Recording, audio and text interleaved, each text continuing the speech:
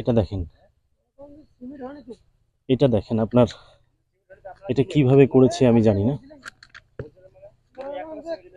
এটা এইভাবে করেছে। আপনি একটু বলেন।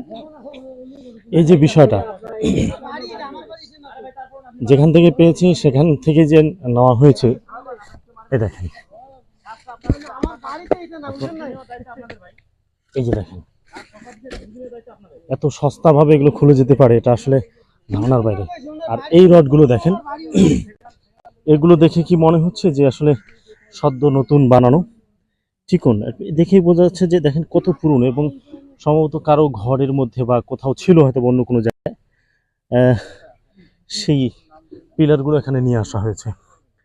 এই হচ্ছে অবস্থা। এবং আরেকটা বিষয়, এখানে যে নিম্নমানের ইট ব্যবহার করে কাজ করা হচ্ছে সেটি আমি দেখাচ্ছি। আসলে এগুলো আসলে খোয়া হবে, এটা একেবারে নিম্নমানের, যেটা মানে যেটা আমরা সচরাচর বলে থাকি 3 নাম্বার ইট, তার চেয়েও অনেক অধম।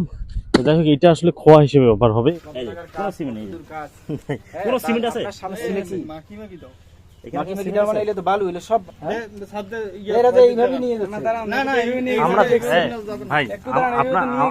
আমরা দেখছি বাদ দিছে, বাপে সিমেন্ট কম করে দিছে, বালা বেশি করে দিছে।